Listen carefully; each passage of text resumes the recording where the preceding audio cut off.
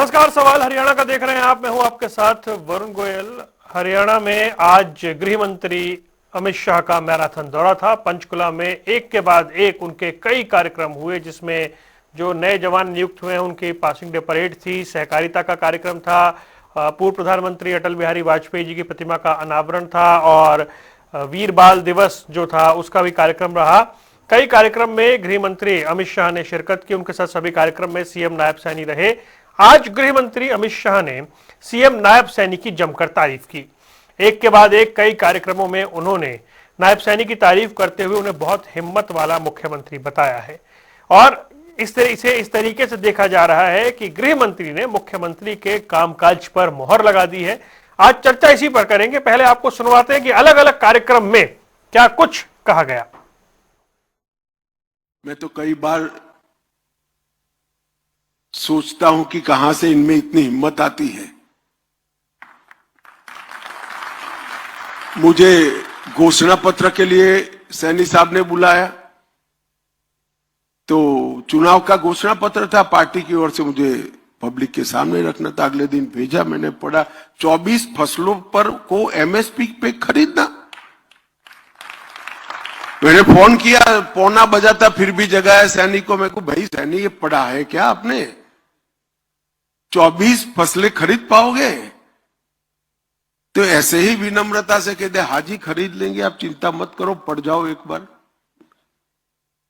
और मैं बधाई देना चाहता हूं, हरियाणा देश का ऐसा पहला राज्य है जो 24 फसलों को एमएसपी पर खरीदने का काम करता है। जो खरीदते हैं उसका भी पैसा 48 घंटे में पूरी कागजी कार्यवाही पूरी कर आपके बैंक अकाउंट में ट्रांसफर कर देते हैं। और मैं नायब सैनी जी का भी धन्यवाद करना चाहता हूं। पहले मैं भाजपा के कार्यकर्ता के रूप में हरियाणा कई बार आता था, तब सबसे बड़ी फरियाद थी कि नौकरी चाहिए तो खर्ची भी देनी पड़ेगी और पर्ची भी देनी पड़ेगी। आप किसी जाति के हो तो नौकरी मिलेगी, और आप में रिश्वत देने की क्षमता है तो ही नौकरी मिलेगी। हरियाणा को सैनी जी ने खर्ची पर्ची बगैर नौकरी का राज्य बनाकर बहुत बड़ा काम हरियाणा की जनता ने किया है, और इसका नतीजा आज मेरे सामने है। 5000 युवा अपने मेरिट्स के आधार पर राज्य को सुरक्षित करने के लिए, राज्य की सेवा करने के लिए मेरे सामने खड़े हैं। इस शानदार परेड कर अपने योग्यता को भी आपने सिद्ध किया है। मैं फिर से एक बार आप सभी को बहुत बहुत साधुवाद देता हूं। और चलिए, 3 खास मेहमान हमारे साथ जुड़ रहे हैं जिनके साथ चर्चा करेंगे। हमारे साथ भारतीय जनता पार्टी से प्रियदर्शनी है, एनएलडी से रजत पंजेटा है और कांग्रेस सपा रखने के लिए नवीन केडिया जुड़ गए। आप सभी का बहुत बहुत स्वागत है। प्रियदर्शनी, मुख्यमंत्री के काम पर देश के गृह मंत्री की मोहर लगी है, इस तरीके से देखा जाए इसको, या फिर एक सामान्य शिष्टाचार के तहत देखा जाए, जब देश का बड़ा नेता आता है तो प्रदेश की सरकार की तारीफ करता है, उसी तरह से देखा जाए? वरुण जी नमस्कार, और पैनल में बैठे हुए मेरे दोनों साथी प्रवक्ताओं को भी नमस्कार। देखिए, एक तो गृह मंत्री ने तारीफ की हमारे मुख्यमंत्री साहब की, वो तो एक अलग बात है, लेकिन उससे भी ज्यादा कि ऐसे गृह मंत्री जिनका डंका या जिनका एडमिनिस्ट्रेशन पे पकड़, इसको कोई नहीं डिनाई कर सकता है कि अमित शाह जी सख्त डिसीजन लेने वाले एक पावरफुल होम मिनिस्टर हैं, एक पावर पैक्ड मिनिस्टर हैं, एक ऐसे परिपक्व नेता हैं जो जमीन से उठे हुए हैं। उन्हें मालूम है कि एक जमीन से उठे हुए कार्यकर्ता की क्या मानसिकता होती है, क्या सोच होती है, क्या साइकोलॉजी होती है। और मुझे लगता है कि ये अपने आप में बहुत बड़ी बात है वरुण जी, कि अगर उनके मुख से अगर इस तरीके का कॉम्प्लीमेंट, आज हमें भी हमारे सीनियर्स अगर कॉम्प्लीमेंट देते हैं तो हमें बहुत अच्छा लगता है, और वो भी ऐसे सीनियर जिसको हम देखते हैं कि हम उनको आइडलाइज करते हैं। तो डेफिनेटली नायाब जी जिस किस्म का काम कर रहे हैं, वो तो पूरा हरियाणा तो उनकी बात कर ही रहा है, चर्चा कर ही रहा है, इसमें कोई दो राय नहीं है। जिस तरीके से उन्होंने, कहते हैं ना, अभी राव नरबीर जी ने अभी बोला था कि ये तो इनको अभी इस समय 3 महीने मिले थे और हंसते हंसते इन्होंने सबको निपटा दिया, सारे कांग्रेसियों को। अब जब 5 साल मिल जाएंगे तब मुझे नहीं लगता कि कांग्रेस की सीट 8 या 9 या 10 में इससे ज्यादा नहीं आ पाएगी, ये गारंटी है। तो इसी पे मैं बात बोलना चाहती हूँ वरुण जी। परिंदों को मिलेगी मंजिल एक दिन, परिंदों को मिलेगी मंजिल एक दिन, ये फैले हुए उनके पर बोलते हैं। जमाने में रहते हैं खामोश अक्सर, जमाने में वो लोग रहते हैं खामोश अक्सर, अक्सर जिनके हुनर बोलते हैं। तो मुझे लगता है नायाब सिंह सैनी जी को कुछ ज्यादा बोलने की जरूरत नहीं है। उनका हुनर ही सबसे ज्यादा, कहते हैं ना, प्रत्यक्ष को प्रमाण की आवश्यकता नहीं है। पूरे हरियाणा को जिस तरीके से उन्होंने मैनेज किया है, चाहे एडमिनिस्ट्रेशन के मामले में देख लीजिए, चाहे उसके बाद कोई भी मुद्दा ऐसा अवेलेबल मुख्यमंत्री मुझे नहीं लगता कि हरियाणा के इतिहास में हो सकता है, जो कि 24 घंटे अवेलेबल है। और ये मैं कोई सुनी सुनाई बात नहीं कह रही हूं। अगर कोई भी मैसेज, कोई भी डॉक्यूमेंट, एज अ प्रवक्ता भी मैं बताऊं, हमें भी चाहिए होता है, हम सीएमओ में कॉल करते हैं, हमें मिल जाता है, इजिली अवेलेबल है।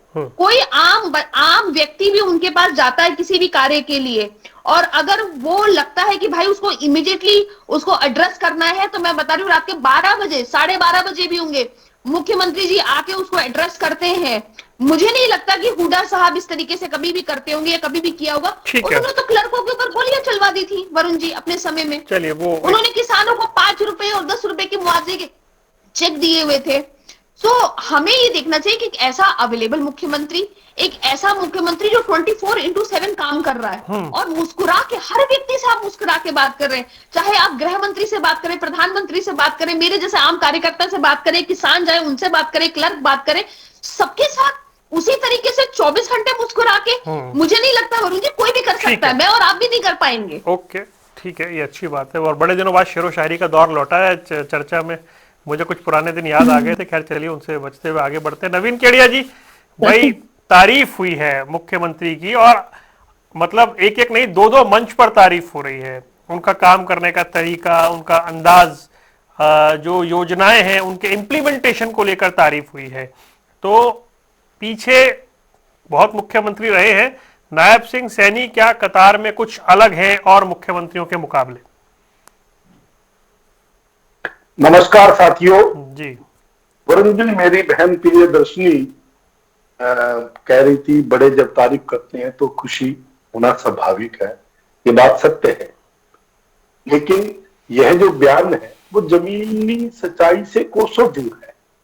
राजनीतिक जुमला है ये, जो अमित शाह जी ने मन से बात कही है। अगर ये सच में नौकरियां योग्यता से मिलती तो फिर HSSC और HPSC के पेपर लीक क्यों हुई? भर्ती अदालतों में क्यों फंसी रहती है? युवाओं को क्यों सड़कों में उतरना पड़ता है?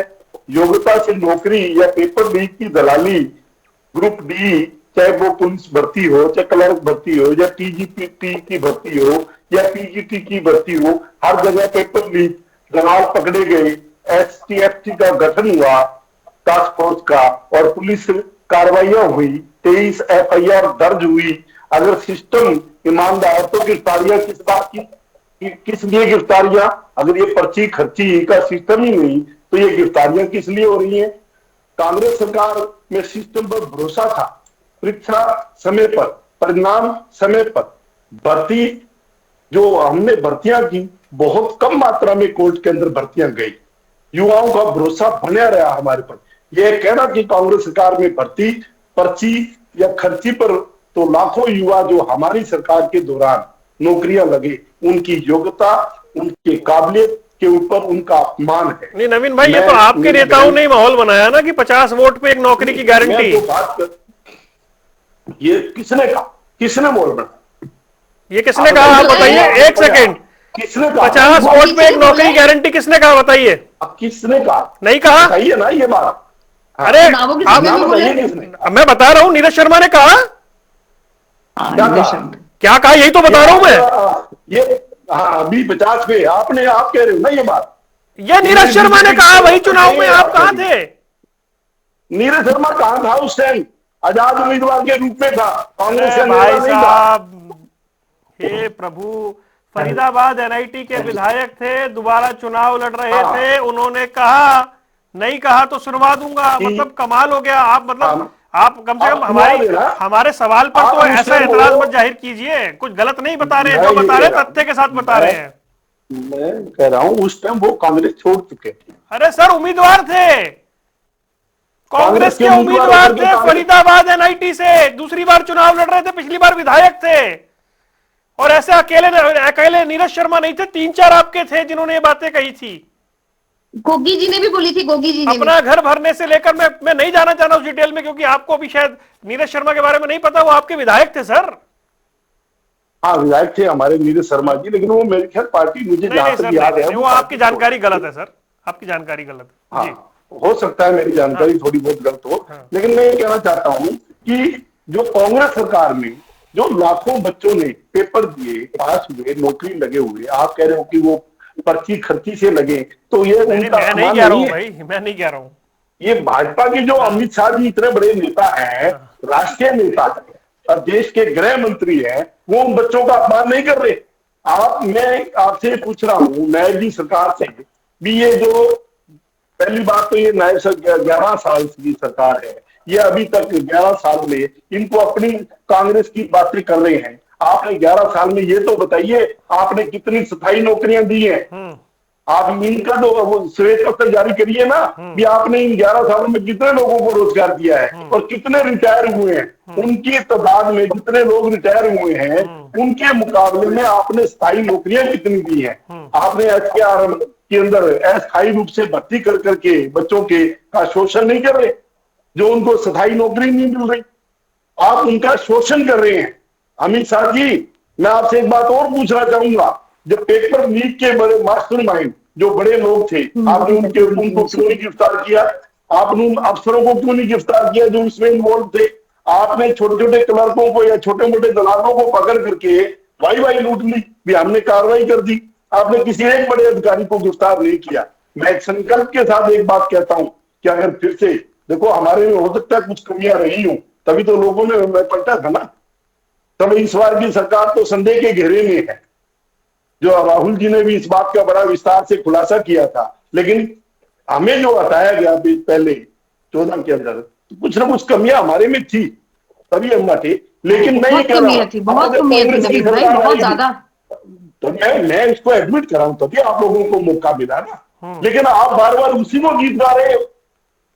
अगर फिर से कांग्रेस की सरकार आई तो मैं एक बात कह रहा हूं, आएगी नहीं, 25 साल तक नहीं आने वाली है, गारंटी। ये तो आप श्वेत पत्र पे ये लिख के नहीं देती हूँ आपको भाई साहब, आप लिख के दे बड़े भाई, और मैं लिख करके मैं भी दे रहा हूँ कि ये आपके जो आपको ये लिख के मैं दे रहा हूँ कि अगली बार कांग्रेस की सरकार बनेगी। अगर अभी आप घपलेबाजी ना करते तो हमारी सरकार होती। अरे केडिया साहब, सरकार बनाने के लिए सारी सीटों पर प्रचार करना पड़ेगा। ये तो एक एक गांव में प्रचार करेंगे कांग्रेस का। क्यों हुड्डा साहब ने सिर्फ 46 सीटों पर प्रचार क्यों किया?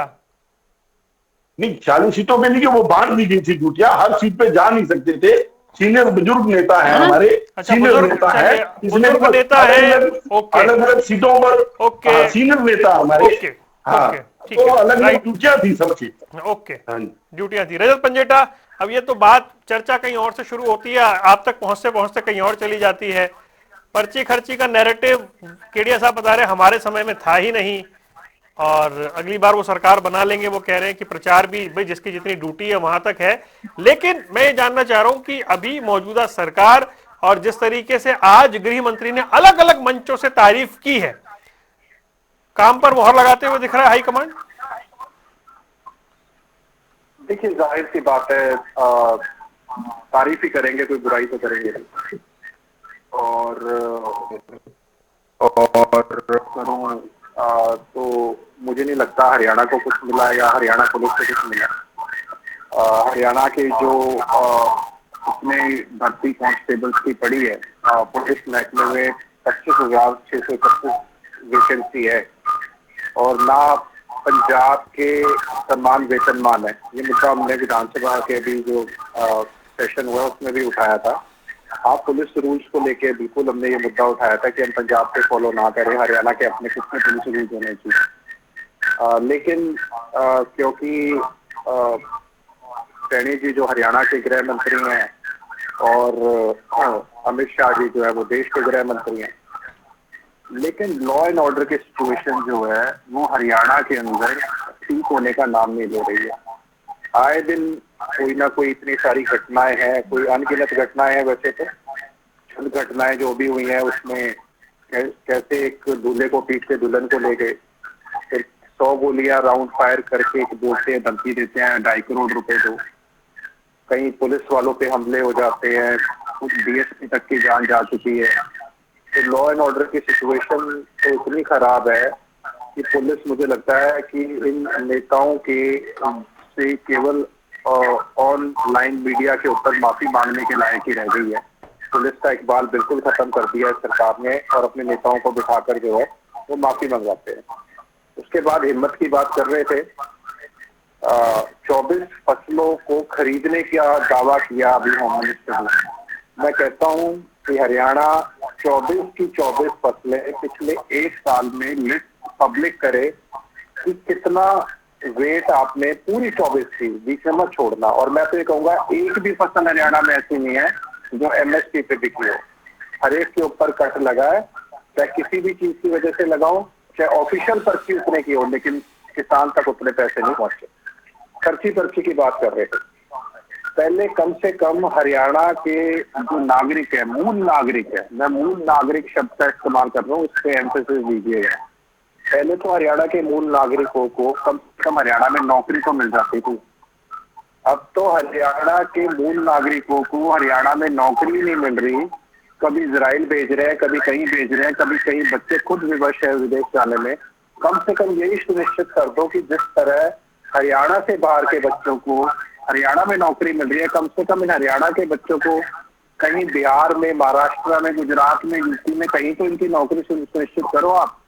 किस तरह, अरे ये तो विधानसभा के पटल पे कबूल लिया कि भर्तियां रद्द भी हुई हैं, भर्तियों में अनियमितताएं भी थी, ये तो खुद मुख्यमंत्री ने कबूल किया। तो रजत भाई, वो लोग कौन थे जो कैमरे पर आके कह रहे थे हमारे गांव में 8 लगे, हमारे गांव में 10 लगे, हमारे गांव में 12 लगे? आपको वरुण जी हरियाणा की जनसंख्या के उसके बताता हूँ कि हरियाणा की जनसंख्या आज से 20-21 साल पहले क्या थी। 4.5 पौने 5 लाख पक्के कर्मचारी हुआ करते थे, और तब जनसंख्या का और आज की जनसंख्या का हिसाब लगा लीजिए। और ये वैकेंसी की बात की है मैंने आपको कि गांव में लगे, इतने लगे। गांव में क्या पहले नहीं लगे बच्चे? हाँ, मैं कहता हूँ अब नहीं लग रहे। अगर आपको यही विवशी कर दे आंकड़ा देने पे, मैं दे देता हूँ। 2019 में एसपीओ इलेक्ट्रिसिटी डिपार्टमेंट में 80 में से केवल 2 हरियाणा के थे।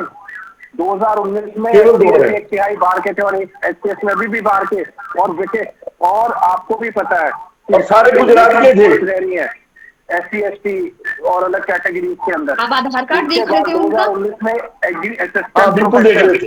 18 में से 11 बार के, पूरी डिटेल आई थी इसकी। एग्रीकल्चर डेवलपमेंट ऑफिसर 23 में से 16 बार के।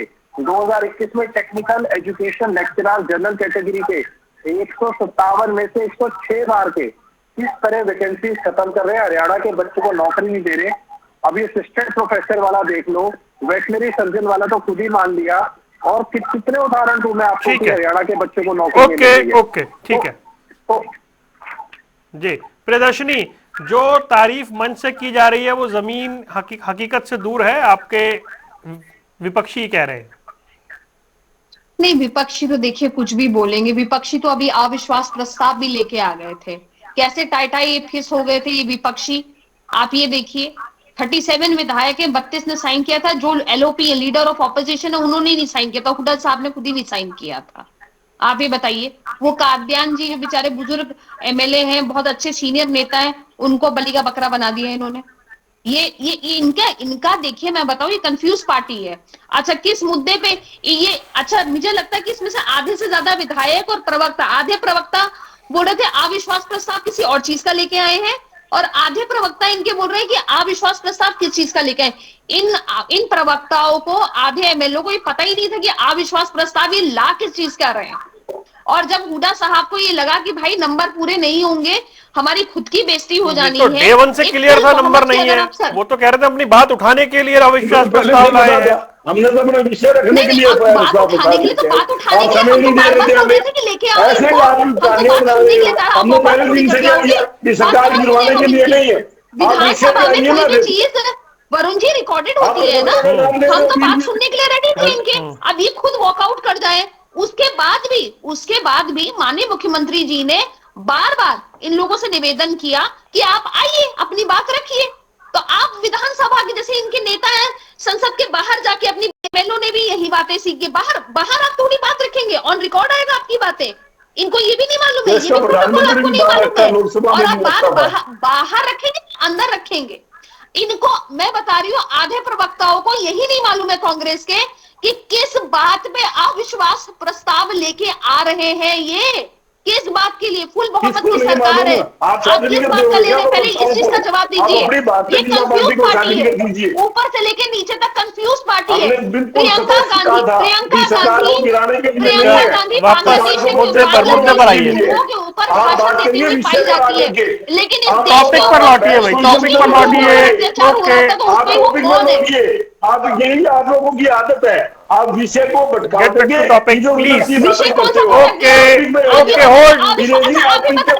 नवीन जी, नवीन जी हल्ला गुल्ला नहीं, प्लीज रुके। अरे सर, एक एक करके लोगों की आदत है ये। सर हर जगह लड़ते होंगे, यहाँ मत लड़िए प्लीज, यहाँ छोड़ दीजिए सर, यहाँ मत लड़िए प्लीज, वन बाय वन। मेरा आपसे निवेदन है कि वरुण जी, मेरा आपसे निवेदन है, मैं अपने बड़े भाई को ये बोलना चाहती हूँ, मुझे कृपया ये जानकारी दें और जनता को जानकारी दें कि ये अविश्वास प्रस्ताव किस चीज का लेके आए थे और ये वॉकआउट क्यों हुए थे। उस पर कर चुके हम चर्चा, उस पर चर्चा में कर चुका, उस पर हो गई चर्चा के लिए क्या है, क्या कंफ्यूज पार्टी नहीं हो गई, उस पर डिबेट में कर चुका प्लीज, उस पर मैं 2 बार डिबेट कर चुका। अब इस विषय पे आते हैं। 2 बार डिबेट हो चुकी है, जी, आप नहीं आए, फिर आप आ जाना था। ठीक है, ओके, होल्ड। नहीं सर, रुकिए सर, विषय में आइए। ओके रुकिए नवीन भाई मैं बोल रहा हूँ ना, मैं हैंडल कर रहा हूँ, प्लीज रुकिए, मुझे मेरा काम तो करने दीजिए सर, मुझे मालूम है ना मेरा काम, वो करने दीजिए। प्रदर्शनी भाई ये बता रहे हैं कि ऐसा नहीं है जैसा कहा जा रहा है, स्थिति उसके विपरीत है। नहीं, ऐसा नहीं है। देखिए, जिस तरीके से हरियाणा में प्रगति हुई है, और ऐसा कोई भी वर्ग अछूता नहीं है जिसको हमने उन्नति नहीं दी है। चाहे आप इंफ्रास्ट्रक्चर देख लीजिए, एडमिनिस्ट्रेशन देख लीजिए। इंफ्रास्ट्रक्चर, पहले यही गुड़गांव में मैं रहती हूँ सर, मुझे गुड़गांव से जब चंडीगढ़ जाना होता था ना, तब मैं बता रही हूँ, हमें याद था, मुझे कोई एग्जाम देने के लिए पंजाब टेक्निकल यूनिवर्सिटी जाना था, एग्जाम देने के लिए हुड्डा साहब की सरकार थी, 8 घंटे में पहुंची हूँ। आज मैं आराम से 4 घंटे में अपनी गाड़ी से पहुंच जाती हूँ चंडीगढ़, बिना किसी दिक्कत के। तो ये इंफ्रास्ट्रक्चर नहीं है। नवीन भाई भी तो वहीं पे अपनी गाड़ी चलाते होंगे, कहीं दूसरी जगह तो चलाते नहीं होंगे, हिमाचल में तो गाड़ी नहीं चलाते होंगे ना, यही चला रहे हरियाणा में। तो इंफ्रास्ट्रक्चर का अगर बात करें, स्कूलों की इनके समय में कितनी झज्जर हालत थी। पर्ची खर्ची की बात आज गृह मंत्री ने नहीं की है, गृह मंत्री साहब ने जो की है, अगर आप लोकल किसी व्यक्ति से भी जाके बात करेंगे और चर्चा करेंगे, तो पर्ची और खर्ची के नाम पे ये लोग मशहूर हो चुके थे। नवीन भाई, किसी भी व्यक्ति को जब तक खर्ची ना मिले तब तक उसकी नौकरी नहीं लग सकती थी। मैं ज्यादा बड़ी बात नहीं बोल रही, जस्ट होल्ड प्रदर्शनी जी, होल्ड। नवीन भाई एक सेकंड, बात सुनिए नवीन भाई, सुनिए। मतलब आप नए जुड़े हैं, इस वाले काम में मुझे ठीक ठाक टाइम हो गया, मतलब ठीक ठाक मतलब बहुत ठीक ठाक, बहुत टाइम हो गया आपको। मैं तो अभी जुड़ा। तो आप ये कह रहे हैं कि वरुण जी क्यों चुप हो जाते हैं? ऐसा नहीं है, मैं आपको ही बोलने का मौका दे रहा हूँ, मैं रजत को ही बोलने का मौका दे रहा हूँ। इससे पहले आपकी पार्टी के जितने नेता जुड़ते रहे हैं, एक बार उनसे ही पूछ लीजिएगा। तो विषय वही, मैंने खुद बार नहीं रुकिए ना, मैं 1 मिनट सर, मुझे तो बोलने दीजिए प्लीज। मैंने खुद कई बार कहा है कि विषय पर आइए, और मेरी पूरी कोशिश रहती है कि जो चर्चा है वो ट्रैक से बाहर ना जाए। ठीक है, मैं आपके साथ 2-3 बार आ लिया जी, ठीक है, और मैं धीरे-धीरे ट्रेंड हो रहा हूँ आप लोगों से। आप ठीक है, धीरे-धीरे ट्रेंड हुई आप, लेकिन जो ऑलरेडी ट्रेंड है भाई, मैं उनके हाथ टोका टाकी ज्यादा कर नहीं सकता। मैं उम्मीद करता हूँ जल्दी आप उस रफ्तार को पकड़ लेंगे। तो सवाल ये है कि पर्ची खर्ची का एक नैरेटिव आपकी सरकार के समय में रहा है, जिसकी चर्चा आज तक हो रही है। 2024 के चुनाव में आपके ही बहुत सारे नेताओं ने बार बार उस विषय को छेड़ करके वो पर्ची खर्ची का नैरेटिव फिर से खड़ा कर दिया था, जिससे पार्टी की फजीहत हुई थी। देखो, मैं वरुण जी पूरे विश्वास के साथ आपको एक बात का विश्वास दिलाता, भविष्य में कांग्रेस की जब भी सरकार आएगी, हम स्वतंत्र भर्ती आयोग का गठन करेंगे। पारदर्शिता, डिजिटल पारदर्शिता के साथ डॉक्यूमेंट सबमिट होंगे, और पेपर जो है वो डिजिटल पेपर होगा। युवाओं को नौकरी, नारा नहीं, नौकरी ही देंगे। हम जो है युवा कोई ये जो नारे लगा रहे हैं ना, पर्ची खर्ची और ये वो फलाना निगड़ा, कांग्रेस केवल काम करती है और काम करेगी और काम करती रही है, तभी हम इस देश पर राज करते रहे। अगर अब इनको समय मिला है तो ये बजाय इधर उधर की बातें करने की बजाय अगर ये तथ्यों पे बात करेंगे तो बड़ा अच्छा लगेगा। उन्होंने हमारे अमित शाह जी ने फसलों का जिक्र किया। मेरी बहन से मैं एक बात पूछना चाहता हूँ कि 24 फसलों की बात अमित शाह जी ने की, भी 24 की 24 फसलें एमएसपी पे खरीदी गई। मेरी बहन को तो शायद ये भी जानकारी नहीं होगी कि हमारे यहाँ हरियाणा में इस 24 में से 12 फसलें तो होती ही नहीं, एमएसपी पे खरीदेगा नहीं, वो कौन? मुझे जानकारी है भाई साहब, मुझे जानकारी है, लेकिन मुझे ये भी जानकारी है कि ज्वार, गेहूं जो और बाकी अनाज होता है, जो फसलें होती है, हम उस पर चर्चा करते हैं ना भाई साहब। मैं उसी पे आता हूँ। अमित शाह जी ने कहा अगर ज्वार की मुझे बात करें, बड़ा सरकार खुशी ने हुई, रेट टू रेट मुझे लिया है। बड़ी खुशी हुई कि 24 की 24 फसलें एमएसपी पर खरीदी गई। ये अमित शाह जी के शब्द थे जो आपने हमें सुनाए हैं। दूसरी बात मैं नहीं, शब्द नहीं थे, ये वाकई फैक्ट है सर, फैक्चुअल बात है ये। हाँ, तो 24 फसलें नहीं है हरियाणा में, खरीदेंगे कैसे एमएसपी पे? आप जी, सवाल जो फसलें हैं, जो किसान उगा रहे हैं, हम ले रहे हैं। सिंपल, आप घुमाइए मत, घुमाइए मत मेरे बड़े भाई इस बात को। जो फसलें मिल रही हैं, जो उग रही है, वो रेट टू रेट सरकार ले रही है और किसान को इसमें फायदा हो रहा है। एक minute Priyadarshini, let him complete. चर्चा करने का क्या मतलब? ज्वार उगता है, Let him भाई complete. जी, अनाज उगता है, नहीं उगता, ये बताइए। गेहूं उगता है, नहीं उगता, बाजरा उगता है, नहीं उगता हरियाणा में। भी अमित शाह जी ने क्या नवीन बोला भाई, है? आप भी हरियाणा के, मैं भी हरियाणा की हूँ। दूसरी बात, हाँ हम भी हरियाणा के। दूसरी बात मैं को कहना चाहूंगा, कपास, ईस्टर्न कपास, हमारा जो क्षेत्र है, सिरसा का जो क्षेत्र है, वो कपास बहुल्य क्षेत्र है। गवर्नमेंट ने ऑनलाइन फीड कर दिया कपास, हम ऑनलाइन खरीदेंगे, ऑनलाइन ही फैक्ट्री का नाम आ जाता है। जब किसान उस फैक्ट्री में फसल को डालने के लिए जाता है एमएसपी के ऊपर, जब उसका नंबर आता है तो जाते ही फैक्ट्री वाला कहता है कि आपका नंबर खराब है। अब उसकी कंप्लेंट कहां करें? सीसीआई को करें, किसको करें? उसकी पोर्टल पे करिए, पोर्टल मैं बता देती हूँ आपको। अरे पोर्टल की बात मैं बता देती हूँ आपको। पोर्टल बकायदा फैक्ट्री का नाम देता है आपको। जो कंप्लेंट नहीं, मैं बता देती हूँ कंप्लेन कहाँ करनी है। अगर कोई टेक्निकल एरर है तो उस पे आप ये थोड़ी क्या करेंगे, अगर एक आधा लोगों के साथ ऐसा हुआ। अच्छा ठीक है, ओके ओके सर, ओके। अच्छा रुक जाइए प्लीज। एमएसपी का रेट नहीं मिल रहा। ओके बस, मैं आपको बता रहा हूँ, ठीक है, ओके। ये तकनीकी दुविधा आ रही है। ओके रुकिए रजत पंजेटा के पास चलते। रजत, ये पर्ची खर्ची का नैरेटिव पुराने वाला कांग्रेस के लिए अभी तक कितना तकलीफदेह है, और मौजूदा सरकार भाजपा अभी भी इस मुद्दे को बता रही कि उस टाइम ऐसा था और आज ऐसा है, तो क्या ये कांग्रेस का पीछा छोड़ने की स्थिति में है, या अभी भी, अब तो 11 साल हो गए, अब तो बात खत्म हो जानी चाहिए? देखिए, इससे तो नहीं मुकर सकते आप कि कांग्रेस के टाइम में खर्ची पर्ची नहीं थी। आप देखिए, सब इंस्पेक्टर से लेके एसपीएस तक भी खर्ची पर्ची से लगे हैं। इस बात पे तो कोई दो राय नहीं है, इस बात को तो आप जुटला भी नहीं सकते, तो पार्ट ऑफ रिकॉर्ड है। लेकिन ये निश्चित तौर पे जरूर है कि जो मेरा मूल प्रश्न था, कम से कम वो हरियाणा के बच्चे थे, तेज लगते थे जो। अब तो हरियाणा के बच्चे लग ही नहीं रहे, अब तो एसपीएस तक में हरियाणा से बाहर के बच्चे हैं। तो हरियाणा वालों को कम से कम दूसरी स्टेट में तो एडजस्ट करो। अगर हरियाणा में आपको नहीं देना है तो कम से कम उनको हरियाणा के बाहर एडजस्ट कर लीजिए।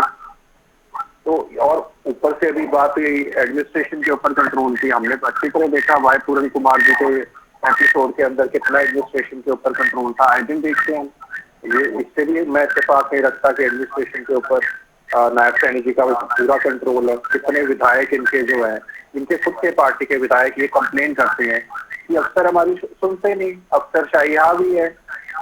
अगर ट्रांसफर्स भी नहीं कर सकते एमएलए की, ये तो भाजपा के खुद के एमएलए की ऑन रिकॉर्ड और ऑफिशियली सोशल मीडिया पे अवेलेबल है कि हमारे तो कहने से ट्रांसफर्स भी नहीं हो रहे इनके विधायकों के, इवन मंत्री बेबस है।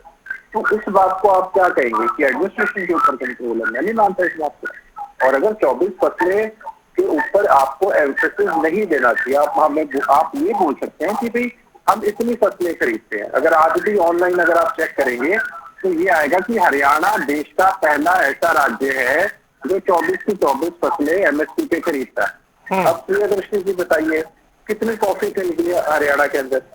कॉफी आपको याद होगा, कॉफी, चलिए कॉफी पे एमएसपी नहीं है, लेकिन जूट कितना खरीदा, कोकोनट कितना खरीदा, क्या बाजरा उगता ही नहीं है सर रजत जी, वो जो चीज उगती नहीं है हम उस पर क्यों चर्चा कर रहे हैं? मैं यही बात तो समझाने की कोशिश कर रही हूँ ना कि जो चीज उगती नहीं है आप लोग उस पर चर्चा कर रहे हैं। और एक बात है, कपास उगता है, ज्वार उगता है सर, जो उगता है हम उस पर क्यों नहीं चर्चा कर रहे हैं?